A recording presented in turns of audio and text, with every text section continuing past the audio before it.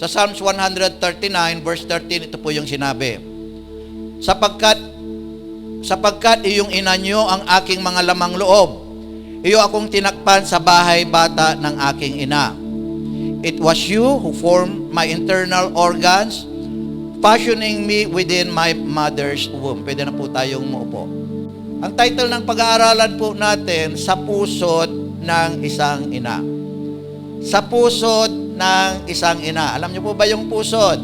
Di ba yung pusod? Sa wikang English po yung navel or belly button. Mayroon ba taong rito na walang pusod? Lahat po ba tayo may pusod po rito? Di ba? Ang pusod po ay isang scar o ito po ay peklat na nanggaling sa ating ina kasi magkaduktong po yung ating umbilical cord. Okay?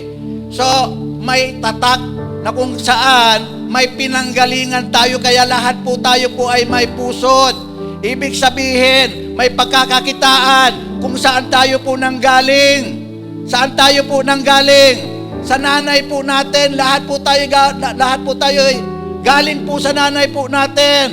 Kaya, kung tinahanap mo kung saan ka nanggaling, tignan mo na lang yung pusod mo. Yun yung pinagputulan ng umbilical cord. Okay, ano ba yung umbilical cord? Umbilical cord serves as a biological lifeline between mother and fetus. Ito daw yung nagbubuhay sa nanay, patungo po dun sa bata, o bubuhay po sa bata. Yung umbilical cord, ito po yung nagpo-provide ng nutrients. Pag kumakain yung nanay, natatransfer yung nutrients sa bata. Ito, pati yung oxygen natatransfer dun sa bata. Kaya ito po yung nabubuhay po yung bata. Okay? Yung po yung pag pinutol na, yan, nagkakaroon na ng scars. Pero sa loob po ng tiyan, kaya tayo nabubuhay, ay dahil sa connection po natin sa nanay sa pamamagitan po ng umbilical cord. At kapag sinabing pusod, ito po ay may spiritual o symbolic meaning po itong pusod po na ito. Ginagamit po ito sa mga pananalita. Okay? Mamaya, sasabihin ko po sa inyo, ano ba symbolic meaning po ng pusod? Connection to ancestry. Sa wikang Tagalog, ugnayan sa pinagmulan. Alam mo na may pinagmulan ka. Sign of unity, simbolo ng pagkakaisa. Okay, so may pagkakaisa yung nanay saka yung mga anak kasi iisa lang ang kanilang umbilical cord po noon. Center of origin, sentro ng pinanggalingan or cultural identity. Cultural na pagkakilanlan. Kaya nga't may kasabihan sa wikang Tagalog, di ba? Magkadugtong kasi ang pusod niyan, kaya pareha sila. Ibig sabihin parang magkaugnay kasi sila sa isa't isa. Sobrang malapit ang loob nila sa isa't isa. Ginagamit yun sa pananalita. Okay, di ba? Pag nakikita mo, very close yung magkaibigan. Parang sa expression, magkadugtong kasi yung pusod niyan eh. Minsan, ginagamit din, magkadugtong yung bituka. Pero mas malapit ata magkadugtong yung pusod. Okay, very close sila sa isa't isa. Pag nakita mo yung nanay at yung anak, very close sila sa isa't isa, magkadugtong yung kanilang pusod o sobrang malapit sila sa isa't isa. Ginagamit dito ito, halimbawa, pusod ng lungsod. Okay, naririnig natin po ito. Kung nanonood kayo kay Atom Arroyo, di ba? Naririnig ko kay Atom Arroyo. Pusod ng gubat. Di ba? Mga ginagamit po niya. Ibig sabihin po, gitna ng isang lugar. Okay, yung pusod. Okay? Kaya ang pusod ng isang ina ay hindi lang pinagpuputulan ng umbilical cord, pero ito din ay sumasailalim sa patuloy na pagbibigay ng ina sa kanyang mga anak ng walang katapusang koneksyon, buhay at enerhiya, pagmamahal, pag-aaruga at proteksyon. Hindi po natatapos, pinutol na nga yung pusod, patuloy pa rin yung pag-aaruga, yung koneksyon ng anak sa kanyang mga magulang. Hindi humihinto yung nanay na magbigay po ng nutrients, magbigay ng kalakasan, ng enerhiya sa kanyang mga anak. May kasabihan si Rudyard Kipling. Kilala nyo si Rudyard Kipling? God could not be everywhere and therefore He made mothers. sinasabihan lang naman ito. Of course, God could be everywhere. Kaya lang, yung mother, kaya nga nandyan yung mother, to look over their children, na ang Diyos po ang gumawa. Di ba, sabi doon sa text natin, inanyuhan mo ako sa bahay bata ng aking ina, para yung mother nakatingin lagi sa mga ginawa po ng Diyos, yung mga anak. Kaya may mothers. Mayroon pa, ang ounce of mother is worth a pound of clergy. Pag sinabi pong clergy, yan po yung mga nagsisirmon. Palitan po natin. An ounce of mother is worth a pound of pastor. Naunawaan po ba natin? So yung nanay, kahit na isa, marami ang katumbas po daw po ng mga pastors. Kapag may nagsesermon sa atin, kasi yun ang trabaho ng nanay. Mas malungkot tayo kung wala ng nanay na naninirmon sa atin. Ibig sabihin, wala na po sila. Amen? Pakinggan natin. Yung mga anak naman, pinapakinggan nga, pinapalabas doon. Sanay na. Sanay na, labas. Pasok dito, labas doon, pasok dito. Sanay na, sanay na. Amen? Sa Ten Commandments ay napag-aralan natin nung nakaraang linggo na ang una sa 4 na commandments po ay patungkol po sa Diyos. Ang panglima hanggang pagsampu ay para sa kapwa tao. Pero inuna ng Diyos ang mga magulang. Ano yung pinaka-commandment? Inuna ng Diyos, panglima. Exodus 20:12. Honor your father and your mother. Inulit-ulit sa Deuteronomy 5:16. Honor your father and your mother. Inulit-ulit sa New Testament, Ephesians 6:2. Honor your father and your mother. This is a very important commandment with a promise. So inuna kaagad ng Diyos yung magulang na yun yung uunahin natin na treatment sa ating kapwa, mga magulang kaagad, na sila po ay galangin natin. Ano ang kalakip na pangako nito? Ito lang daw po yung kautusan kasi na may kalakip na pangako. Sabi po doon, honor your father and your mother. Pangako, so that you may live long in the land that the Lord your God is giving you. Para magkaroon ka ng mahabang buhay sa kung saan ikaw ay tumitira. Ikaw ay sa lupa na binigay sa iyo ng Diyos, magkaroon ka ng mahabang buhay. Deuteronomy 5:16, ganun pa rin. Okay, pinutol ko lang kanina. So that your life will be long and things will go well for you in the land that the Lord your God is giving you. Ibig sabihin, kapag in-honor mo yung father and your mother, yung mga magulang natin, makakaroon tayo ng mahabang buhay at makakaroon din tayo ng magandang buhay. Magiging maayos daw po yung buhay po natin. At sa Ephesians 6:3, yung kadugtog po ng 6:2, sabi po doon, so that it may go well for you and that you may have a long life on the earth. Para magiging maayos yung buhay mo, para magiging maalwan yung buhay mo, at mabubuhay ka ng marami na taon dito po sa mundo. So ito po yung pangako po ng Diyos sa pag-honor po natin sa ating mga magulang. Ang ibig sabihin ay lifeline pa rin po natin ang ating mga magulang. Kasi nakabase sa kanila yung ating buhay kung maiksi at mahaba dahil sa pangako ng Diyos po na ito. Kung noon, yung umbilical cord, yung lifeline, kaya nabubuhay po yung bata, bagamat pinutol na, hindi huminto ang Diyos sa pagbibigay ng lifeline sa kanyang mga anak. Pag-ibig sabihin po ng lifeline. Lifeline, ibig sabihin, crucial source of support. Okay, kaming mga safety, may lifeline kami kapag kami po ay nagpapaakyat. May mga harness po sila para hindi po sila mahulog. Yung harness nila ay inilalagay po nila sa lifeline. Okay? Ito ay crucial source of support. Okay? Importante na ugat ng suporta. Okay? Help. Ito ay tulong or sustenance that ensures survival and functionality. Ito yung nagbibigay po sa atin ng kaya tayo nagsusurvive, kaya tayo may function. Okay? Kaya tayo may gamit. source of support, help, sustenance. Okay? Ang pagsunod sa ikalimang utos. So, ibig sabihin, yung pagsunod natin sa ikalimang utos, nagiging lifeline pa rin po natin. Naunawaan natin? Nung bata tayo, ang pinaka-lifeline po natin, kaya tayo nabubuhay, may nutrients, may oxygen doon sa umbilical cord. Pinutol yung umbilical cord. Ang Diyos ay nagbigay pa rin ng lifeline.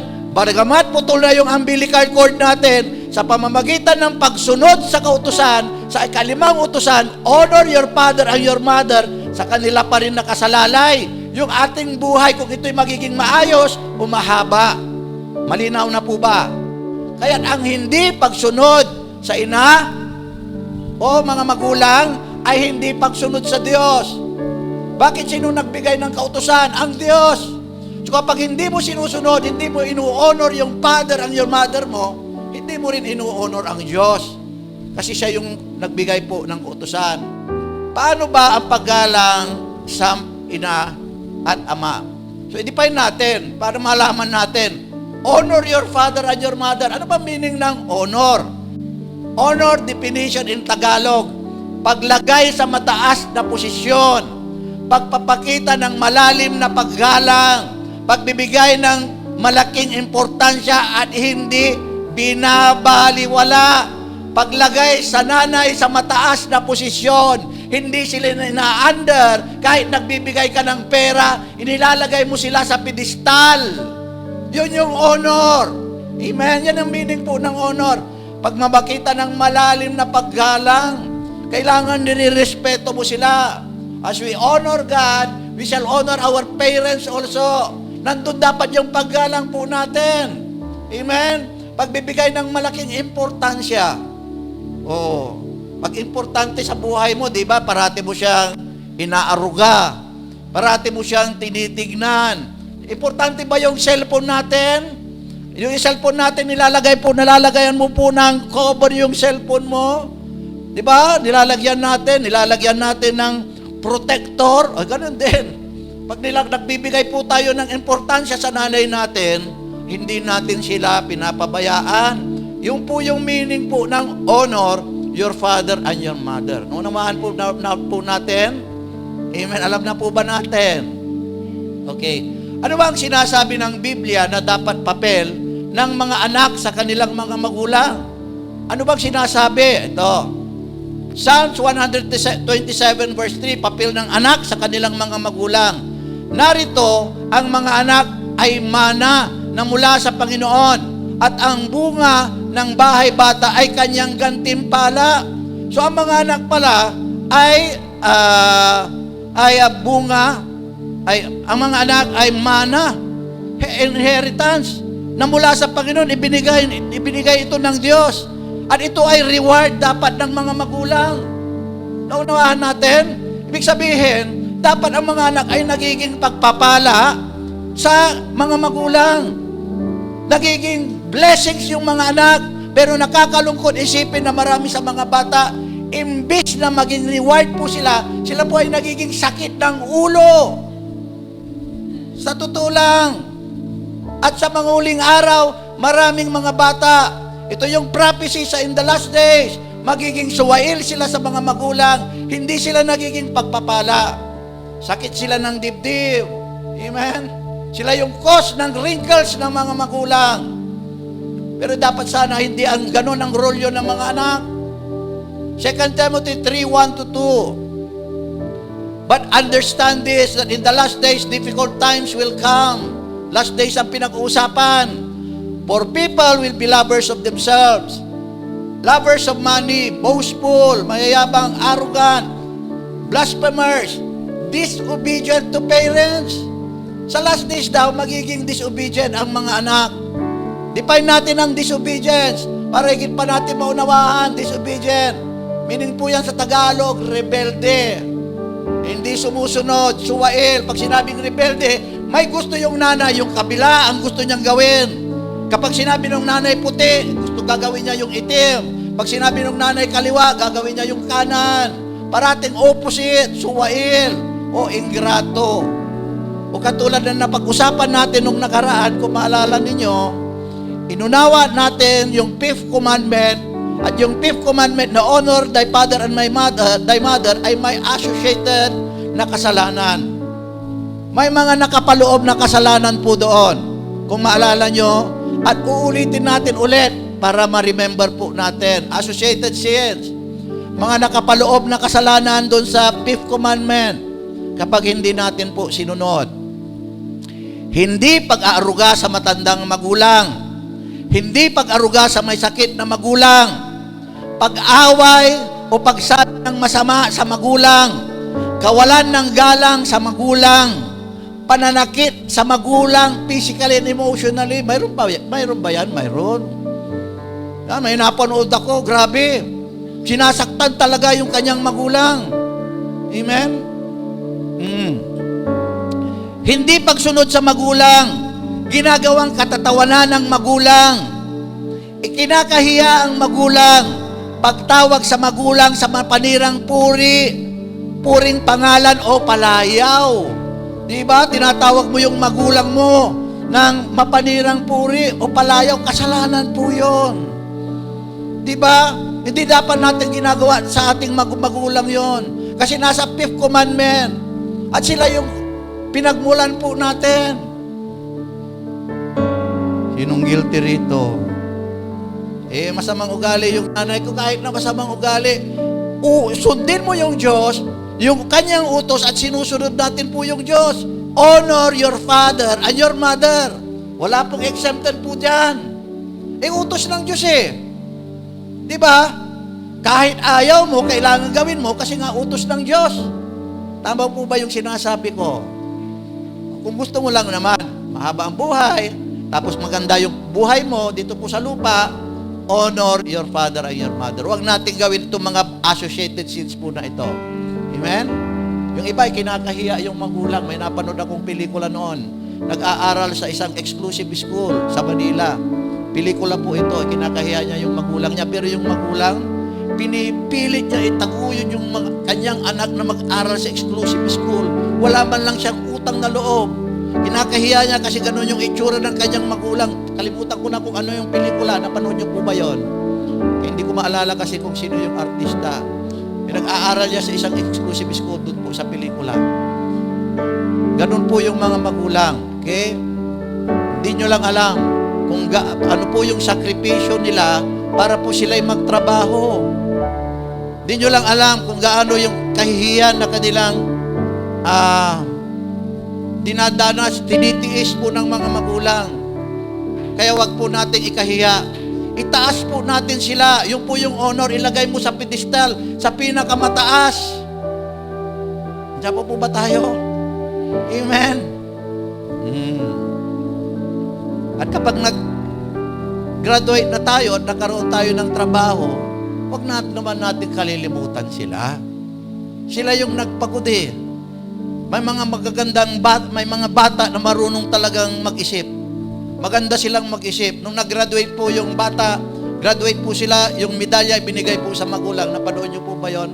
Dami niyang na-receive na regalo. Yung tatay niya na yung trabaho ata, nagpapadyak-padyak lang. Tinawag niya yung tatay niya, yung isang napanood ko, magsasaka yung tatay niya, siya yung pinaakyat niya sa stage na tumanggap doon sa kanyang mga regalo, sa kanyang mga medals. Marunong siyang tumanaw ng utang na loob.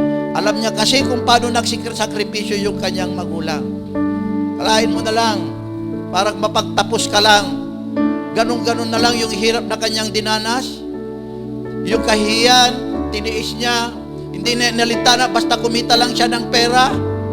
Tapos nung nakaka-graduate ka na, kumikita ka ng pera, hindi mo lang maalala yung magulang mo, yung nanay mo. Amen? Amen? Diretso po tayo. Kaya ang iba ay naghihirap. May mabigat na karamdaman, maiksi ang buhay. Hindi nila alam na nilalabag po nila yung ika-limang utos.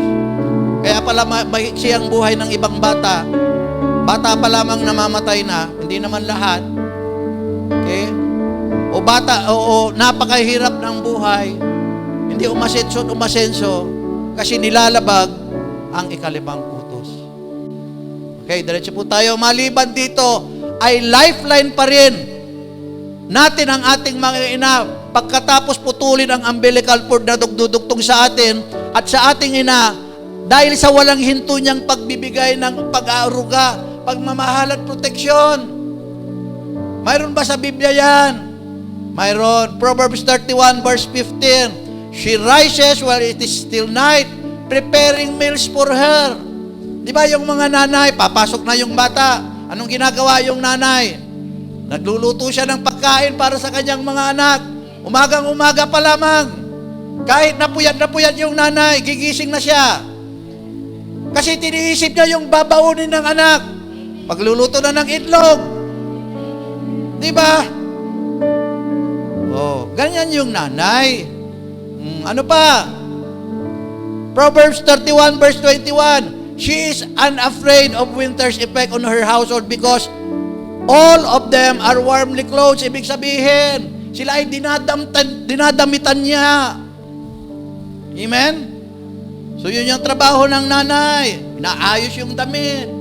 Proverbs 31 verse 24, gumagawa siya ng mga kasuutang, kayong lino at ipinagbibili at nagbibigay ng mga pabigkis sa mga ngalakal. Manaanap na bilay. Yung nanay manaanap na bilay. Hindi siya pumapayag.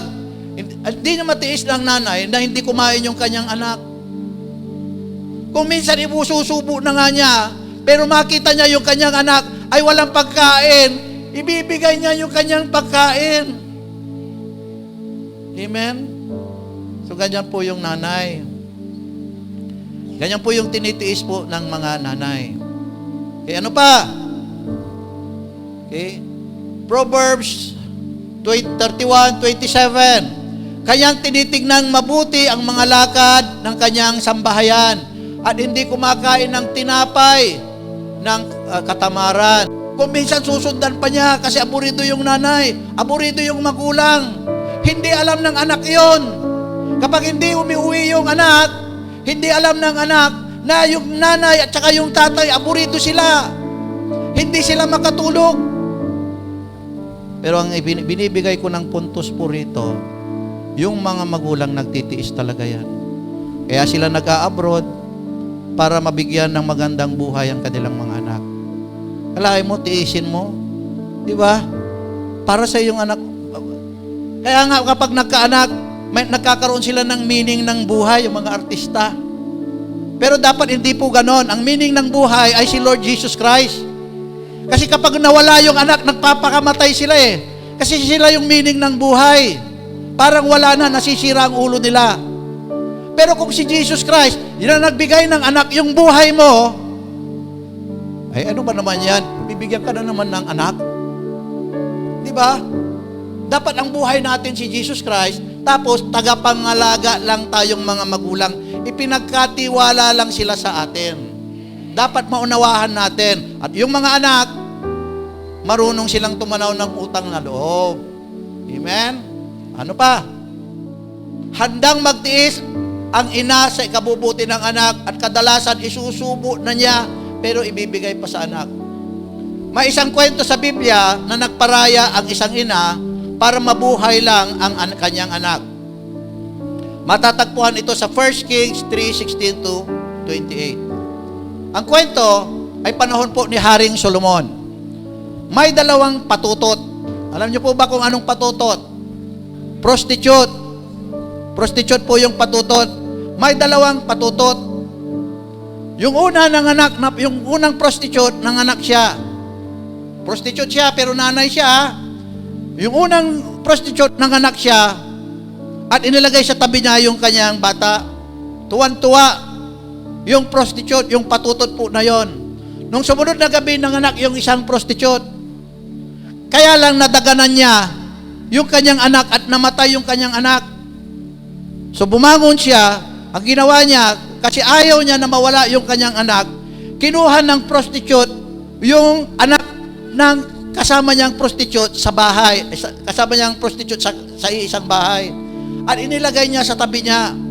Pagkagising ng tunay na nanay, wala na yung anak niya sa kanyang tabi, kaya sila po ay nag-away. Sabi niya, anak ko yan. Hindi, anak ko ito, anak ko yan. Hindi sila tapos. Kaya pumunta sila kay Haring Solomon. So ito na yung kwento, pinutol ko lang. 1 Kings 3:24-27. At sinabi ng hari, dalhan ninyo ako ng isang tabak, at sila'y nagdala ng isang tabak sa harap ng hari. At sinabi siya ng hari, hatiin ng dalawa ang buhay na bata at ibigay ang kalahati sa isa at ang kalahati ay sa isa. Na magkagayon nagsalita ang babae na ina ng buhay ng bata sa hari, sapagkat ang kanyang pagmamahal ay nagnininga sa kanyang anak. At sinabi niya, O Panginoon ko, ibigay mo sa kanya ang buhay ng bata, at sa anumang paraan huwag mong patayin. Ngunit ang sabi ng isa, hindi, magiging akin ni Iyuman. Hatiin siya. Na magkagayon sumagot ang hari at nagsabi, ibigay sa kanya ang buhay ng bata, at sa anumang paraan huwag patayin. Siya ang ina niya. At dahil sa judgment ni Solomon na ito, naging kilala si Solomon na the wisest man and the wisest judge of all the earth. Kasi, hindi pumayag ang dalawa. Hindi, anak ko yan. Hindi, anak ko yan. Ayaw pumayag. O sige, hatiin mo. Alam niyo yung ginawa nung nanay para mapreba niya yung tunay na nanay sa hindi? Nung sinabing hatiin yung bata, ibigay mo doon sa isa, ibigay mo doon sa isa, sabi ng tunay na nanay, wag, ibigay mo na lang sa kanya. Basta lang mabuhay siya. Ganun po yung nanay. Handa siyang magparaya. Wag mo siyang bibigyan, wag mo siyang sasaktan. I-mention na palabas kung yung tunay na nanay. At yung mga nanay, ganun po siya sa atin. Nagtitiis po sila para mabuhay lang po tayo.